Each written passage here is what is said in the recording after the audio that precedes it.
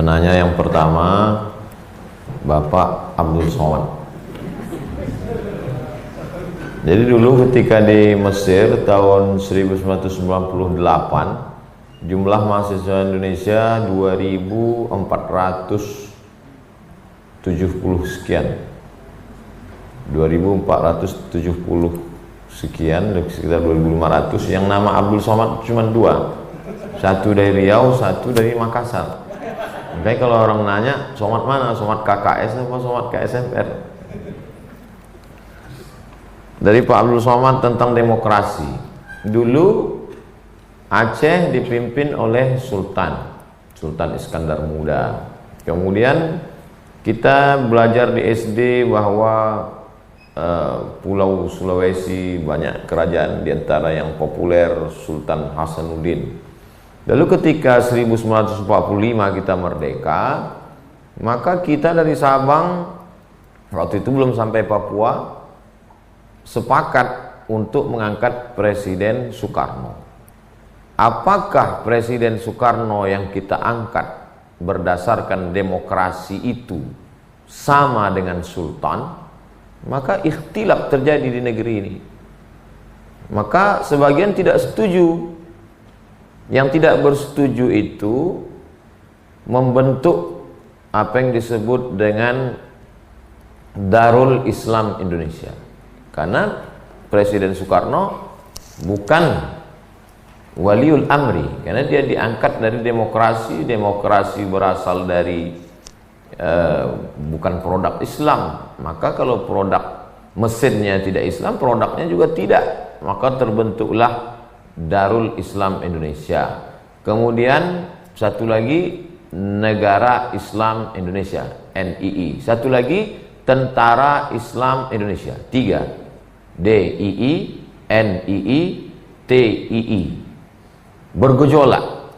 Lalu kemudian pada tahun 51, 52, 53, 1952, 1953, 1954, pada masa Menteri Agama Kiai Haji Mashkur, 3 tahun bersidang, maka keluarlah apa yang disebut dengan Waliul Amri Ad-Daruri Bisyaukah, bahwa Presiden Soekarno itu adalah Waliul Amri, Ulil Amri Ad-Daruri, yang darurat Bisyaukah, dan punya otoritas. Ulama Nahdlatul Ulama berijtihad selama 3 tahun untuk mengeluarkan itu. Maka sepakat kita bahwa presiden itu adalah Waliul Amri Ad-Daruri Bisyaukah. Itulah yang terjadi sampai hari ini. Ini melihat sejarah. Jadi kalau antum tidak setuju dengan demokrasi, berarti harus mengangkat sultan. Karena kalau perempuan tidak ada walinya waktu nikah, bapaknya meninggal, maknya tak, bapaknya tidak ada. Kalau tidak ada bapak, kakeknya juga tidak ada. Kalau tidak ada kakek, abangnya juga tidak ada. Kalau tidak ada abang, adiknya juga tidak ada. Kalau tidak ada adik, abang ayahnya juga tidak ada. Adik ayahnya juga tidak ada. Kalau walinya tidak ada, siapa? Fasultanu waliyun man la waliyalaha. Lalu kalau perempuan tidak punya wali, dapat kita buka pintu rumah besok pagi dapat kardus anak dibuang orang, binti kardus. Waktu mau nikah, siapa walinya itu? Fasultanu waliyun man la waliyalaha. Sekarang sultan goa ada, tapi kuasa kan tidak ada. Siapa yang berhak menjadi walinya itu? Pak Kua. Dari mana Pak Kua bisa jadi wali? Jadi wali karena diangkat oleh Kemenak Kabupaten, karena diangkat oleh Kanwil Provinsi. Kanwil kok bisa jadi sultan? Karena diangkat oleh Menteri Agama. Menteri Agama kok bisa jadi sultan? Karena menteri diangkat oleh Presiden Soekarno. Siapa menjadi presiden? Saya jadi ustadz sampai mati. Tapi mengendorse calon presiden bisa, tapi tidak dijamin mengeluarkan fatwa. Lalu itulah yang menjadi payung hukum bagi aparat hukum untuk membubarkan, untuk menangkap, untuk apapun dia. Itu kalau tidak nanti setiap organisasi, setiap orang bisa bergerak dan terjadi kekacauan luar biasa. Itulah makanya idza safara ahadukum, kalau ada di antara kamu musafir 3 orang, faliwalli ahadahum amrahum, hendaklah mengangkat 1 orang menjadi pemimpin. Kenapa? Karena akan terjadi kekacauan kalau tidak ada aturan. Nah, jadi aturannya itu sudah jelas. Majelis ulama mengeluarkan fatwa. Kenapa majelis? Karena di dalam itu ada utusan-utusan. Ada utusan Nahdlatul Ulama, ada utusan Muhammadiyah, ada utusan Perti, ada utusan Persis, ada utusan Al-Wasliyah. Berkumpullah mereka di situ untuk mengeluarkan kesepakatan-kesepakatan untuk menjaga akidah umat. Lalu kemudian penanya kedua tentang Sayyidina mursyid tarekat Syaziliyah di Mesir. Satu lagi di majelis Syekh Mahmud Said Mamduh. Waktu sebut kebetulan sholat situ saya dengar, asyhadu anna sayyidana Muhammadar Rasulullah. Itu kalau kita buat besok itu Pak Ketua MUI dikata. Padahal itu ada dalam kita pikir bahwa dianjurkan. Nah, bagaimana di dalam sholat? Bagaimana kalau dia dibaca di dalam sholat?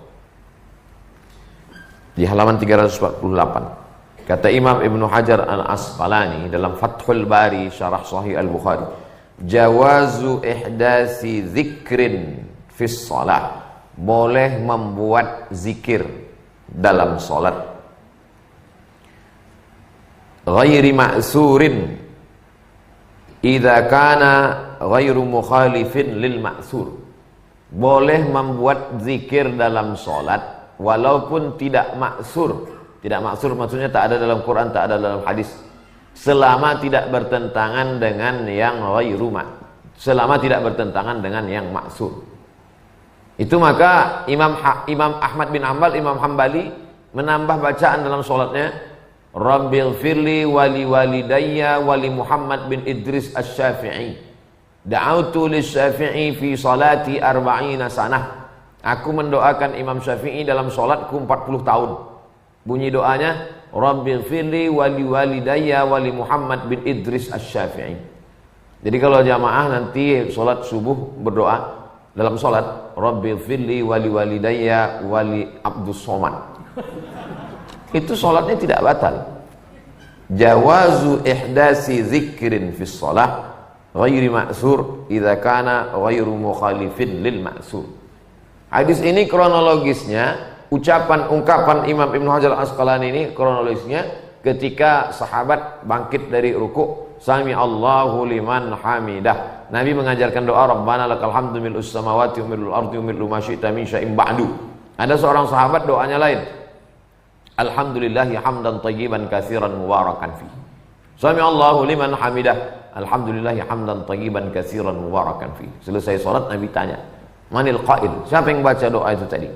Sahabat angkat tangan, ana ya Rasulullah. Kata Nabi, ra'aitu bid'an wa salasina malakan yabtarirun. Aku lihat 30 sekian malaikat berlomba-lomba turun dari langit ingin mencatat pahala dari doa yang kau baca tadi.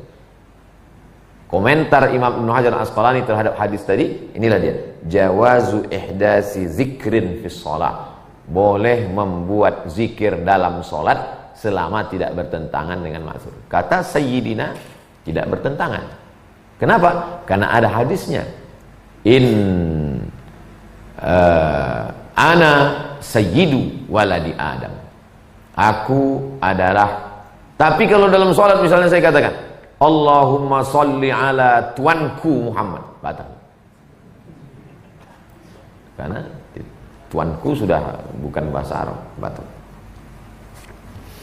Kemudian sholat zuhur setelah sholat Jumat. Masjid yang ada sholat Jumatnya namanya masjid jami'. Kata jami' di situ ada Jumatnya. Masjid ada sholat 5 waktu, subuh, zuhur, asar, maghrib, isya, tapi tidak ada Jumatnya. maka dia disebut dengan masjid. Dalam fikih cuma dua. Ada sholat 5 waktu tak ada Jumat, masjid. Ada sholat 5 waktu ada Jumatnya, masjid jami'.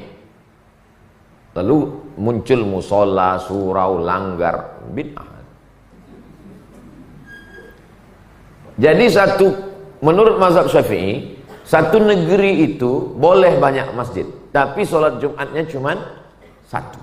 Yang mazhab Syafi'i yang asli, satu negeri itu sholat Jumatnya satu. Dalilnya mana? Begitu di Madinah, banyak masjid, tapi yang ada sholat Jumatnya hanya Masjid Nabawi.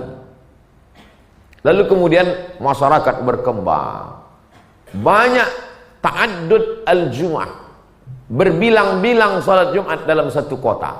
Mana yang sah? Dalam satu kota itu banyak Jumat, mana yang sah? Ragu, bingung mana yang sah. Karena ragu, ad-dalil idza ihtamal saqata bihil istidlal. Kalau suatu dalil itu mengandung keraguan iya atau tidak, maka dalil mazhab Syafi'i mengulang sholat Jumat dengan sholat zuhur karena diragukan sholatnya itu sah atau tidak. Kalau di Banten, di Pandeglang, rupanya di Sulawesi Selatan ada rupanya. Di mana tadi? Di Maros. Ini mazhab Syafi'i yang original. Lalu yang kita ta'addud Jumat itu bisa banyak. Ini Al-Azhar, ada sholat Jumatnya. Di seberang jalan, Masjid Sayyidina Al-Husain, ada sholat Jumat. Itu bukan mazhab Syafi'i, mazhab Hanafi. Karena dalam mazhab Hanafi, boleh dalam satu kota itu beberapa sholat Jumat dan tidak perlu diulang dengan syarat cukup adat bilangannya itu sudah disebut dengan jamaah. Nah, jadi sahabat saya tamat Al-Azhar pergi ke Suriah, dan sampai di Suriah dia talaqi dengan Syekh Muhammad Said Ramadan Al-Buti yang sangat berpegang pada mazhab Syafi'i. Syekh Al-Buti setiap selesai sholat Jumat dia sholat zuhur, walaupun di masjid itu tidak melaksanakan, karena dia berpegang kepada mazhab Syafi'i. Nah, jadi kalau antum habis sholat Jumat, sholat zuhur, teruskan. Tapi kalau antum tidak sholat zuhur, tak apa-apa juga, karena di awal tadi kan sudah bilang, saya tidak mengajak ke mazhab saya. Tapi perbuatan mereka itu tidak salah.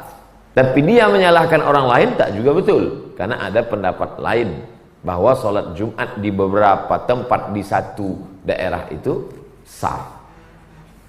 Dan tujuan kita tadi adalah menghormati perbedaan. Lalu kemudian tentang menyerah, ada dua tadi yang mau menyerahkan buku, ya di akhir majelis nanti kita serahkan buku, foto. Siapkan, dapatkan buku ini ke nomor berikut ini, untuk memotivasi anak-anak muda supaya rajin menulis buku. Kemudian penanya ketiga tentang mengangkat tangan bagi jamaah yang sholat Jumat.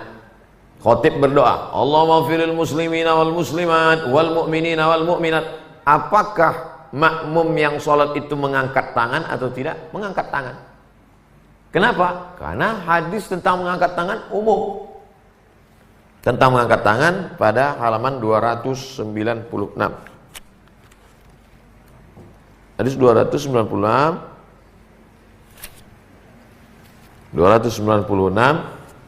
Inna rabbakum 298. Inna rabbakum ta'ala hayyun karimun. Allah itu maha hidup, maha dermawan, karim. Yastahi min abdihi. Allah malu kepada hambanya idza rafa'a yadayhi, kalau diangkatnya kedua tangannya, ilaihi an yaruddahuma sifran. Nah, Allah malu melihat kalau ada seorang hamba mengangkat tangannya lalu kembali dalam keadaan kosong. Mengangkat tangan sifatnya umum. Mengangkat tangan ketika khotib sedang berdoa, makmumnya mengangkat tangan, maka termasuk dalam kategori yang umum. Pendapat Ibnu Taimiyah, wa amma raf'ul yadaini fid du'a, adapun mengangkat tangan ketika berdoa, faqad jaa fihi ahaditsu katsiratun, maka banyak sekali hadis-hadis sahihatun, hadis yang sahih.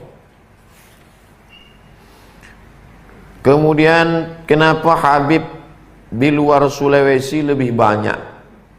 Karena penduduk di Jawa lebih banyak. Sulawesi Selatan penduduknya 9 juta, taruhlah 10 juta. Jawa Timur 40 juta. Jawa Barat 50 juta. Riau 6,7 juta. Nah, itu jadi angka termasuk juga angka. Tapi itu kan tidak terhitung Habib. Habib masuk juga dalam.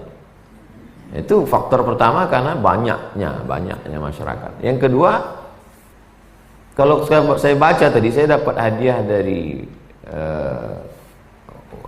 saya ke rumah Ustadz Amin, orang tua beliau Syekh Sahib Sultan memberi saya buku. Di situ dibuat Syekh Yusuf Al-Jawi Al-Makassar. Dia tidak mengaku Habib. Padahal sebenarnya di situ ditulis sebelum kemarin sempat saya baca. Padahal sebetulnya dia punya nasab, dia Habib. Kenapa dia tidak disebut tawadhu? Jadi banyak dulu orang tidak mengaku Habib karena tawadhu. Sekarang bukan berarti yang mengaku Habib tidak tawadhu. Jangan nanti dibalik omongan saya. Bukan itu maksud saya. Jadi banyak itu. Jadi mungkin faktor itu. Mereka dulu diajarkan dari sejak Syekh Yusuf itu untuk tidak mengaku Habib karena dia sendiri menyebut dirinya. Nah, itu. Mungkin wallahu a'lam. Lalu kemudian penanya yang keempat tentang kullu bid'atin dhalalah. Maka kalau di buku ini saya ambil dari riwayat Muslim sampai di situ saja. Kullu bid'atin dhalalah. Adapun kullu dhalalatin finnar, apakah itu ucapan Nabi atau itu adalah ucapan perawi? Sama seperti dalam hadis wailul lil a'qab, celakalah tumit yang tidak kena air wudhu. Ternyata itu adalah ucapan Abu Hurairah. Begitu juga dalam hadis tentang bismillah jahar, ucapan Anas bin Malik.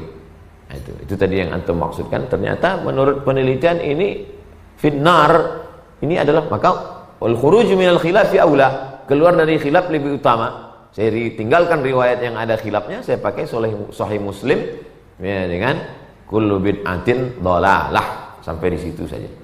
Karena saya ingin keluar dari khilaf. Dan yang ada dalam Nasai, kullu bid'atin kullu dhalalatin finnar. Kemudian pertanyaan Ibu tentang emas dalam salat. Uhillu zahab wal harir lil unsa min ummati. Aku halalkan zahab, emas dan harir sutra lil unsa, bagi perempuan, bagi umatku. Umum halal. Wa uharrimuhuma lirrijal, aku haramkan bagi laki-laki. Jadi hadisnya umum, tidak ada aku halalkan emas di luar sholat, di dalam sholat haram, tak ada. Jadi kalau ada perempuan pakai di dalam sholat, di luar sholat, maka halal, mubah dia pakai emas. Adapun laki-laki pakai sutra, ada pengecualian. Isba'aini, 2 jari. Jadi ingin betul pakai sutra, beli sutra 2 jari, tempel. Lebih daripada itu mubazir. Lebih baik dibelikan untuk beras sembako bagi fakir miskin. Hukum masker. Ya, ini belum Ustaz. Kemudian tentang hidung tak menempel ke lantai karena ada masker. Menempelkan hidung ke lantai adalah sunnah, bukan syarat sahwu sujud. Jadi kalau dia tempelkan hidungnya maka afdal. Kalau tidak menempel hidungnya sah. Apakah orang yang pakai masker itu hidungnya tidak menempel? Menempel, cuman terhalang masker. Nah, yang jadi masalah, apakah anggota tubuh yang mestinya kena lantai terhalang dengan kain yang menempel di badan itu dianggap sebagai penghalang? Saya ulang sekali. Apakah kain di badan, menempel di badan, menghalangi 7 anggota tubuh yang mestinya menempel waktu sujud itu dianggap sebagai penghalang? Ujung kaki, ujung lutut, ujung telapak tangan, ujung kening wajah. Apakah pakaian tidak menghalang? Mana dalilnya? Ketika sahabat Nabi sedang sholat, kebetulan dia sholat di atas pasir. Pasir itu panas, ditariknya ujung jubahnya untuk mengalas keningnya supaya tak kena ke pasir. Dia sholat di pasir. Panas pasir nih kalau kena ke keningnya. Ditariknya ujung jubahnya, ujung jubah, sujud dia di atas. Itulah dalil boleh. Itulah dalil bahwa kalau pakaian yang menempel di badan menghalangi tidak dianggap sebagai penghalang. Karena jubah itu kan menempel. Begitu juga dengan masker. Masker ini kan menempel di badan dia. Menghalang, maka dia tidak dianggap menghalang. Dua jawabannya. Pertama, andai dianggap menghalang pun sujudnya tidak batal. Karena menempelnya hidung itu bukan syarat tapi kesempurnaan. Andai dianggap tidak menempel, nah maka tidak menjadi masalah. Ini tentang. Adapun hadis Nabi mengatakan menyuruh orang waktu sholat dia pakai toilasan sorban di atas lalu ditutup. Hadisnya dhaif. Ada hadis dalam Sunan Abi Dawud yang mengatakan Nabi menyuruh buka. Saking panasnya, kalau panas cuaca itu, maka yang udara hangat itu masuk ke hidung sakit. Lalu di ujung jubahnya itu, ujung sorbannya itu ditutupkannya. Sehingga matanya aja yang kelihatan, laki-laki. Sholat dia. Lalu Nabi menyuruh buka, karena sholatmu tidak sah. Hadis tentang itu dhaif. Hadis dhaif hanya bisa dipakai untuk fadail a'mal. Hadis dhaif tidak bisa dipakai dalam masalah akidah. Tidak bisa dipakai menetapkan halal haram sah tidak sah. Tidak dipakai kalau di dalam rawinya ada kadzab pendusta. Tidak dipakai kalau bernaung di bawah hadis yang sahih bisa dipakai dan untuk fadail a'mal. Adapun untuk menetapkan halal haram sah tak sah maka hadis dhaif tak bisa dipakai. Itu maka hadis begitu juga dengan hadis dalam Sunan Abi Daud tentang orang yang isbal, mata kakinya tertutup celananya lalu disuruh ulang salatmu karena salatmu tadi tidak sah. Hadis yang menyuruh ulang salat karena mata kaki tertutup maka hadisnya dhaif, tidak bisa untuk menetapkan hukum sah tak sah. Jadi kalau ada imam misalnya luruskan shaf, angkat kaki celana karena takut dia tidak sah, maka sah saja. Kemudian tentang talqin. Tentang talqin di halaman 166. Justru di muqaddimah saya tulis talqin karena di Masjid Raya An-Nur Pekanbaru Riau ada orang meninggal bapaknya. Lalu abangnya mengatakan, siapa yang mentalqinkan bapak ini nanti kupancung kepalanya. Inilah kronologis buku ini ditulis. Ternyata sampai juga itu ke Makassar rupanya. Jadi dia baru mengaji, siapa yang mentalqinkan bapaknya. Nah, masalah talqin mayat. Talqin mayat hadisnya diriwayatkan Abu Umamah Al-Bahili, kata Al-Imam Ibnu Hajar Al-Asqalani hadisnya hadisun hasan dalam Talkhis Al-Habir. Adapun pendapat ulama tentang membacakan talqin, hadisnya banyak sekali, riwayat 2, riwayat 3, riwayat 4, riwayat 5 hadis tentang talqin. Adapun tentang pendapat ulama tentang talqin, ini yang ikhtilaf ini talqin sesudah dikuburkan. Adapun talqin ketika sebelum meninggal tak ada ikhtilaf. Yang dimaksud ini talqin setelah dikubur, berdoa di atas. Hai fulan bin fulan, kalau datang nanti malaikat bertanya, "Man rabbuka?" Katakan Allah. "Man nabiyuka?" Katakan Muhammad SAW. "Man kitabuka?" Katakan Al-Quran. "Man imamuka?" Katakan Al-Quran. "Man ikhwanuka?" Katakan. Apa hukum membacakan talqin? Sunnah. Hadisnya hadis hasan. Yang bilang hadis hasan itu siapa? Al-Hafiz. Al-Hafiz yang hafal 300.000 tadi. Masa mau pakai yang 3 hadis tadi juga lagi? Yang laptop mati hilang hadis tadi. Apa kata Imam Ibnu Shalah? Imam Ibnu Shalah yang menulis kitab mustalah hadis paling sistematis, Muqaddimah Ibnu Shalah. Wa su'ila Syekh Abu Amr Ibnu Shalah. Syekh Abu Amr Ibnu Shalah ditanya, "At-talqinu huwa alladhi nakhtaruhu." Talqin pendapat yang kami pilih. untuk melakukan taklid. Wa na'malu bihi, kami mengamalkannya. Warwina fihi wa rawaina fihi hadisan, kami meriwayatkan tentang hadis ini satu hadis, min hadisi Abi Umamata, dari hadis Abu Umamah. Laisa isnaduhu bil qaim, lakin sanadnya tidak kuat kata dia. Lakin u'tudida, tapi hadis ini dikuatkan bisyawahida, dengan adanya riwayat-riwayat lain. Jadi satu sanad itu bisa saja mengatakan hadis ini dhaif, dilihat dari satu sanad. Makanya banyak hadis yang didhaifkan oleh Syekh Albani. Hadza hadisun dhaif, hadza hadisun dhaif, hadza hadisun dhaif. Datang Syekh Mahmud Said Mamduh, qultu sahih. 7 jilid. At-ta'rif bi awhami man qam sama sunan baina sahih wa dhaif.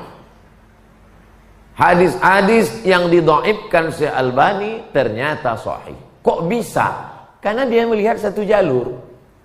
Padahal ijtihad dia dari satu jalur itu. Ditengoknya jalur ini rawi dhaif kata dia. Padahal ada hadis itu jalur lain. Satu hadis kalau jalurnya banyak, maka derajatnya bisa naik menjadi hadis hasan. Maka ada istilah hasan li ghairi, sahih li ghairi. Termasuklah hadis tentang mengusap muka. Subhana rabbika rabbil izzati amma yasifun wa salamun alal mursalin walhamdulillahi rabbil alamin. Dhaif. Tapi karena jalurnya banyak, irtaqat darajatuhu ila hadisil hasan. Derajatnya naik menjadi hadis hasan. Bukan kata Abdul Somad, kata Imam Ibnu Hajar Al-Asqalani. Terus di ujung saya ingatkan, bukan kata saya, biar supaya jangan saya terus diserangnya. Lalu kata Syekh Abdullah bin Siddiq Al-Ghumari, keluarga Ghumari ini semuanya ahli hadis. Abangnya namanya Ahmad bin Siddiq, adiknya namanya Abdullah bin Siddiq, adiknya lagi namanya Abdul Aziz bin Siddiq Al-Ghumari. Syekh Abdul Aziz ini punya anak, masih hidup sekarang di Maroko, namanya Abdul Mun'im bin Abdul Aziz bin Siddiq Al-Ghumari. Syekh Abdullah bin Siddiq Al-Ghumari punya murid, itulah dia Syekh Ali Jum'ah, kibar, usuli kabir, ulama. Apa kata Syekh Abdullah bin Siddiq Al-Ghumari, orang Maroko?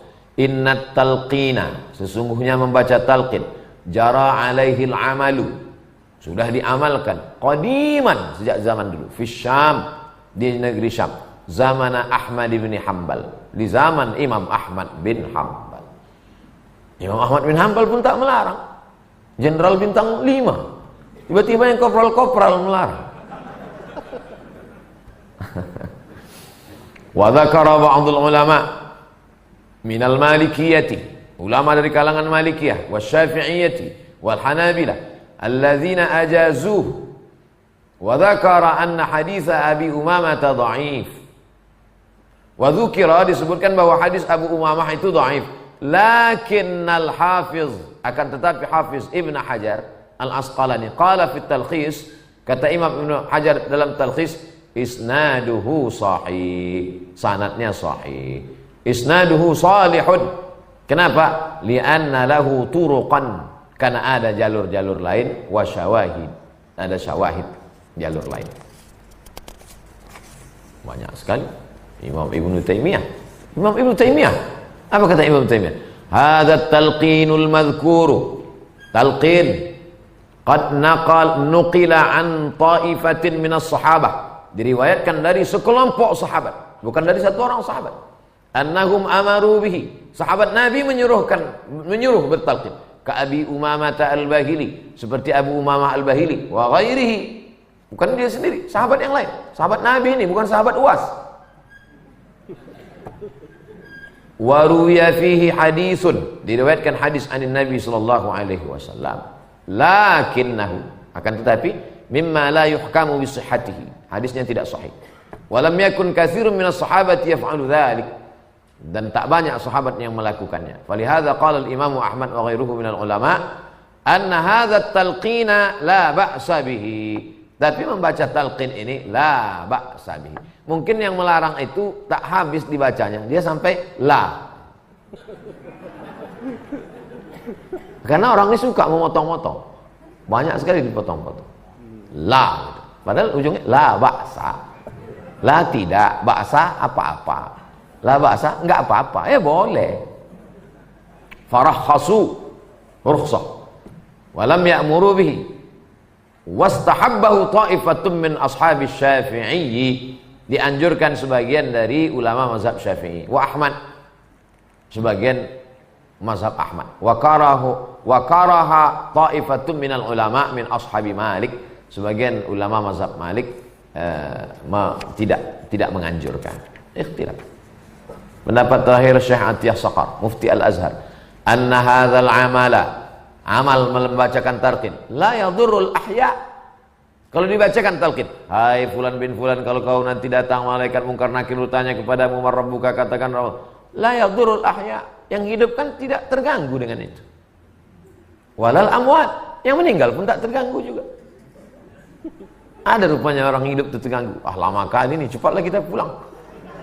Ada. Walal amwat, yang meninggal pun tak terganggu. Bal yantafi'u bihil ahya. Bahkan orang yang hidup yang ada di sekitar pengantar jenazah itu yantafi', bermanfaat. Tazkiratan wa ibrah. Ada tazkirah mengingatkan, ibrah pelajaran. Fala mani'a minhu. Maka tidak ada larangan. La mani'. Nah, Ustaz sendiri mengawalkan enggak? Almarhumah emak saya meninggal, saya yang bacakan talqin. Tapi kalau jamaah disuruhnya baru saya baca. Ustaz tolong bacakan, baru saya baca. Kalau tak disuruhnya enggak. Karena takut saya baca tiba-tiba datang nih bawa parang panjang di belakang. Nah, karena ada abang yang udah ngaji. Siapa yang bacakan talqin pancung kepalanya. Itu wallahu a'lam.